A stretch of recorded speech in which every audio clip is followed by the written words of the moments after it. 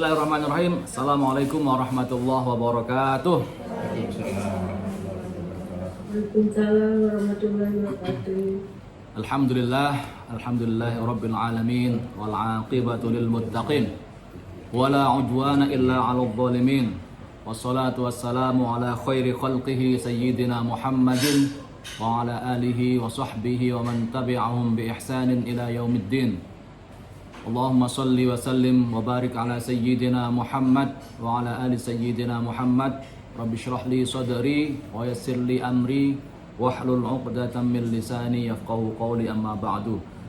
Alhamdulillah, puji dan syukur kita haturkan kehadirat Allah Subhanahu wa taala karena pada malam hari yang penuh berkah ini, malam Jumat ini, Allah masih karuniakan kepada kita semua berbagai nikmatnya, nikmat iman, nikmat kesehatan, nikmat kekuatan, sehingga kita semua dapat kembali bertemu, bertatap muka di tempat yang mulia ini dalam rangka melanjutkan kajian kita, yaitu kajian rutin kitab Fathul Qorib.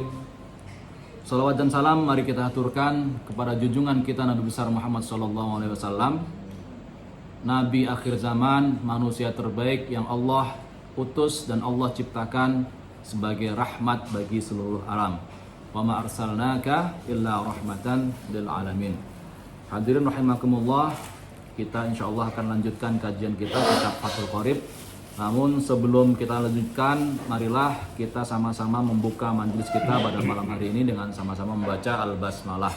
Bismillahirrahmanirrahim. Dan untuk menambah keberkahan majelis kita pada malam hari ini, marilah kita hadiahkan suratul Fatihah untuk mu'alif atau penulis kitab ini, yaitu Syekh Abi Suja Al-Asfahani, dan juga pensyarahnya Syekh Muhammad bin Qasim Al-Ghazzi yang telah menulis kitab ini, mensyarah kitab ini sehingga manfaatnya, barokahnya sampai kepada kita semua. Semoga Allah jadikan apa yang telah beliau kerjakan itu sebagai amal jariah yang pahalanya terus mengalir sampai hari akhir kelak. Ala hadhihi wa kulli niyatin shalihah wa ila hadratin nabiyil mustafa Muhammad sallallahu alaihi wasallam. Al-Fatihah.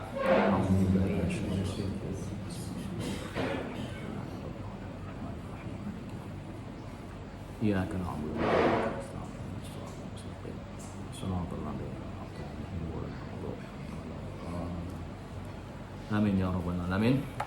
Alhamdulillah, kita akan lanjutkan kajian kita, di mana pada pertemuan minggu lalu kita sampai kepada masih di bab tentang Kitabut Thaharah, dan atau kitab bab tentang Thaharah.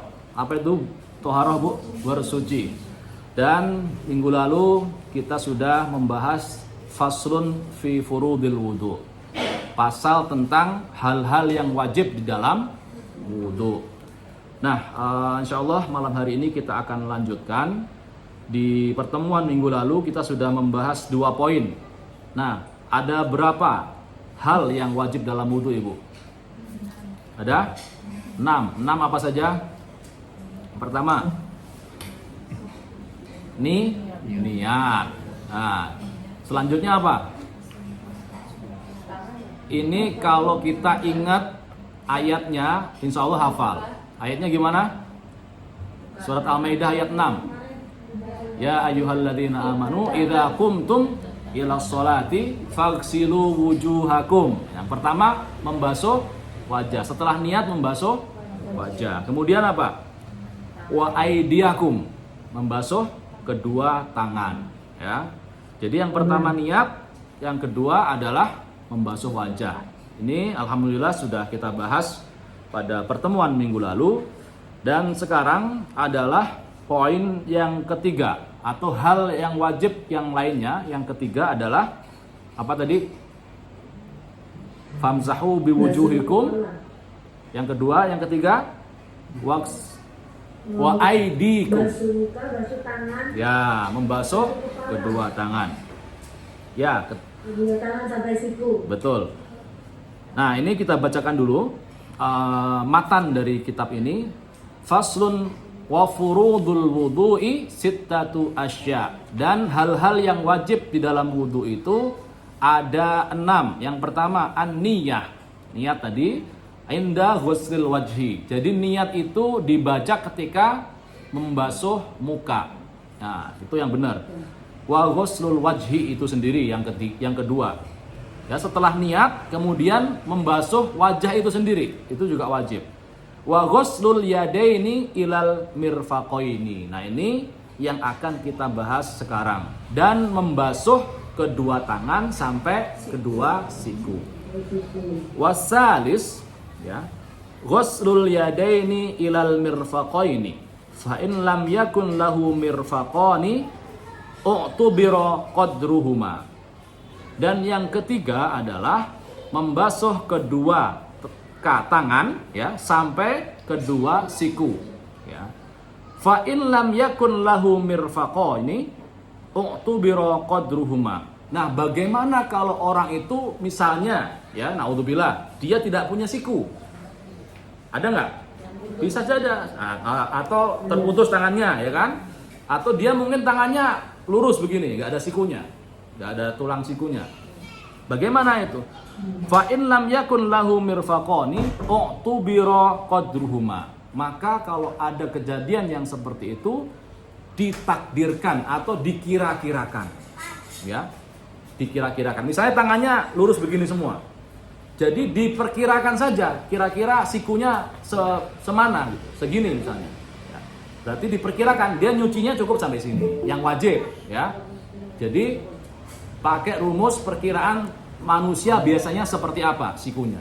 Jadi kalau ada kasus seperti itu dikira-kirakan. Ya. Kemudian wa yajibu ghuslu ma 'alal yadaini min sya'rin wa sil'atin. Dan yang juga harus diperhatikan ketika kita membasuh lengan tangan, selain harus sampai siku, juga harus membasuh semua bulu-bulu yang ada di tangan kita. Termasuk wasil'ah. Sil'ah itu apa? Daging yang menempel. Misalnya dia bekas luka. Ya kan? Kalau ada daging yang keluar menempel gitu kan? Itu juga wajib dibasahi. Wajib kena air. Jadi bulu-bulu, kalau ada yang bulunya tebal misalnya, terutama bapak-bapak biasanya bulunya lebat ya. Itu harus basah. Ya. Kemudian wa asbu' zaidah wa al-dhafir. Demikian juga kalau orang itu punya jari lebih dari 5. Ada nggak? Ada, jarinya 6 masing-masing jadi 12 gitu. Nah, itu juga wajib kena semua kalau ada jarinya lebih. Dan juga kuku wa al-dhafir. Kuku juga harus basah. Ya. Jadi semua yang menjadi bagian dari lengan sampai siku, termasuk kukunya, termasuk rambut atau bulunya, termasuk kalau ada jari yang berlebih, kalau ada daging yang bekas luka yang keluar, itu semua harus basah. Wa yajibu izalatu ma tahtaha min wasakhin yamna'u wusulul ma ilaihi. Ini juga tidak kalah penting, dan wajib menghilangkan, ya, atau membersihkan ma tahtaha min wasakh. Apa yang terdapat di bawahnya, di bawah lengan kita atau di atas lengan kita, dari kotoran yang menghalangi sampainya air ke kulit kita. Jadi misalnya ada stiker yang nempel, ya, atau kotoran yang nempel, atau misalnya apa yang nempel yang lainnya, Hansaplast, stiker, terus lakban yang nempel di tangan kita, itu harus dihilangkan terlebih dahulu, harus dibuang terlebih dahulu sampai dia bisa mengenai tangan. Jadi airnya harus menembus tangan. Intinya adalah ketika membasuh tangan tidak ada sesuatu yang menutupi lengan kita dari aliran air. Itu intinya, ya. Kemudian, nah itu yang ketiga. Wajib yang ketiga. Selanjutnya warrabi mashu ba'dir ra'si. Membasuh sebagian kepala, ya, sebagian kepala. Jadi yang wajib itu hanya sebagian. Jadi nggak harus semua kita basahin kepala kita, nggak wajib. Yang penting kena kepalanya. Jadi kepala itu batasnya mana? Mana bitis sya'ri, dari tumbuhnya air atau rambut, sehingga harus kena air ini. Jadi kalau jidat itu batasnya juga tempat tumbuhnya rambut di sini. Ke bawah itu berarti jidat, ya, ke atas berarti kepala. Nah, jidat ke atas ini harus dibasuh sebagiannya, itu yang wajib. Kemudian min dzakarin au unsa au khunsa. Jadi wajibnya membasuh sebagian kepala itu berlaku untuk semua jenis kelamin. Baik laki-laki, perempuan ataupun banci. Itu wajib juga, ya. Wajib juga, harus kena semuanya. Au mashi ba'dhi sya'rin fi haddir ra'si, atau membasuh tadi, ya, batas rambut di kepala. Wala tata'ayyanu al-yadu lil mashi bal yajuzu bi khirqatin wa ghairiha. Dan yang namanya membasuh kepala itu tidak harus pakai tangan, Bu. Ya, nggak harus pakai telapak tangan ini, nggak. Wa yajuzu bi khirqatin, boleh pakai kain. Misalnya kita pegang handuk, dibasahin pakai handuk boleh. Nggak harus pakai kepala. Nggak harus pakai tangan, tapi boleh pakai kain atau handuk wa ghairiha, dan hal-hal yang lainnya seperti tisu, apalagi ya, kacu, itu boleh. Walau ghasala ra'sahu badala mashaha jaza. Kalau seandainya dia membasuh semuanya, itu boleh, ya, boleh, tidak dilarang, ya. Dan itu hukumnya jaiz, artinya tidak sunnah juga, tapi jaiz, boleh saja. Walau wada'a yadahu al-mablulah walam yuharrikha jaza. Dan seandainya dia hanya menempelkan tangannya yang basah saja dan tidak menggerakkannya sama sekali, itu pun sudah sah juga. Yang penting adalah membasuhkan air ke sebagian kepala kita. Misalnya kita setelah membasuh tangan, kemudian kita ambil air, ya. Ketika ambil air itu kan tangan kita basah. Nah, ketika basah itu kita tempelkan begini saja, itu sudah sah. Sudah gugur kewajiban kita untuk membasuh sebagian kepala. Ustaz, Ya. Katanya kalau perempuan kan boleh di sini aja. Kalau laki-laki katanya suruh itu. Enggak. Sebagian. Itu tadi berlaku untuk laki-laki, perempuan maupun banci.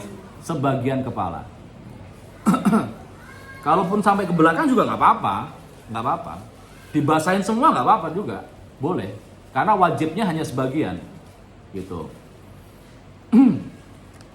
Kemudian selanjutnya itu tadi yang keempat, membasuh sebagian kepala. Yang kelima, wal khamis ghuslur rijlaini ilal ka'baini. Yang kelima adalah membasuh kedua kaki sampai mata kaki. Itu yang wajib. Jadi yang wajib itu sampai mata kaki saja, nggak harus sampai dengkul. Jadi kalau kita membasuh sampai mata kaki saja sudah sah. Tapi kalau sampai dengkul itu lebih bagus, karena itu namanya isbaghul wudu, ya, benar-benar total wudunya. Tapi kalaupun hanya sebatas mata kaki itu sudah sah, dan kita tidak boleh mencela, tidak boleh mengkritik orang kok nggak sampai dengkul.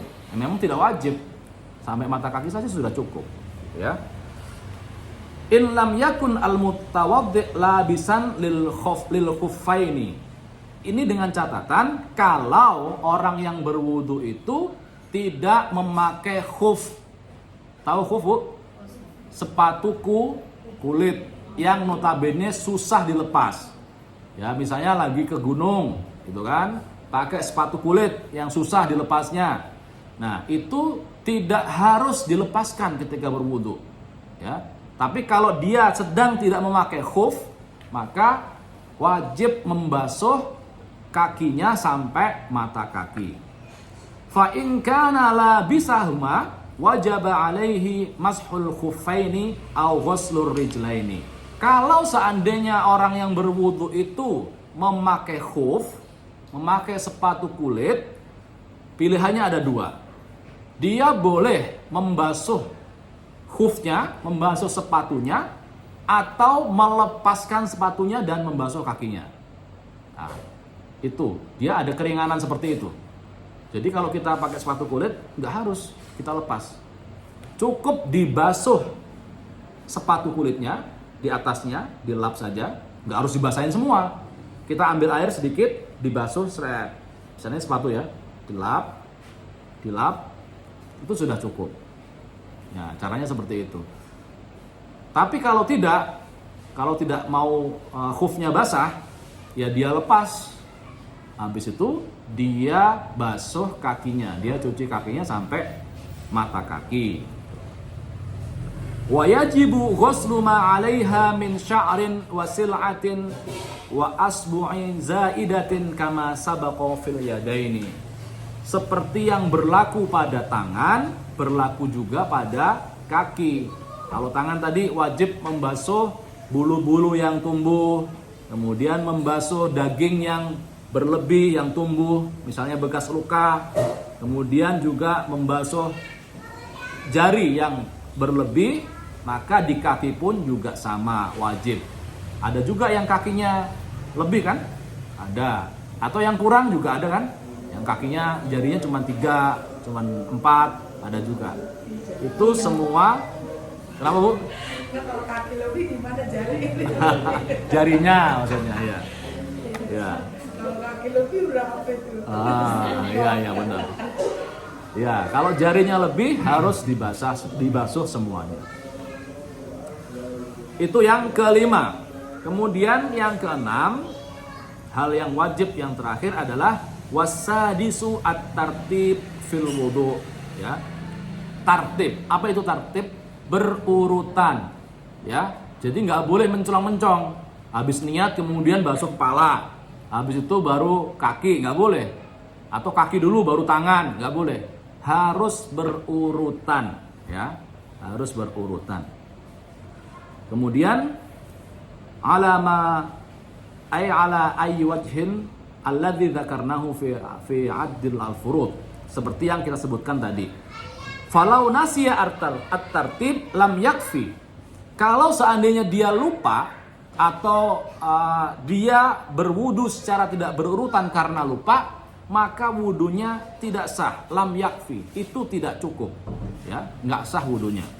Walau ghusala arba'ata a'dha'ihi duf'atan wahidan bi'idnihi irtafa'a hadatsu wajhihi faqat, ya. Kalau seandainya dia membasuh sekaligus 4 anggota tangannya, ya, misalnya muka, kemudian kepala, kemudian telinga dan lain sebagainya, itu satu kali basuhan, maka itu yang suci hanya wajahnya saja. Jadi yang lain-lainnya tidak kena. Jadi intinya adalah ketika membasuh bagian-bagian wudhu itu harus dilakukan secara satu persatu dan berurutan. Tidak boleh menclong-menclong, ya. Itu hal-hal yang wajib di dalam wudhu. Jadi kalau seandainya ada orang yang wudhu tapi tidak berkumur, tidak membasuh telinga, tidak membasuh hidung, itu wudhunya tetap sah karena memang itu bukan yang wajib. Yang wajib seperti yang disebutkan dalam surat Al-Maidah ayat 6 itu. Ya ayyuhalladzina amanu idza qumtum ila sholati faghsilu wujuhakum wa aydiyakum ilal marafiqi wamsahu bi ru'usikum wa arjulakum ilal ka'bain. Nah, itu yang wajib itu. Jadi kita harus tahu, nah inilah pentingnya kita belajar fikih. Belajar fikih itu membuat kita tahu banyak hal sehingga kita tidak fanatik dengan pendapat kita sendiri. Ya, karena Imam Syafi'i, ya, meskipun beliau madhabnya Syafi'i, madhab yang beliau dirikan, tapi beliau mengatakan pendapatku, ya, benar, tapi bisa jadi mengandung kesalahan. Nah, dan pendapat orang lain bisa jadi salah tapi mengandung kebenaran. Nah, ini pentingnya belajar fikih.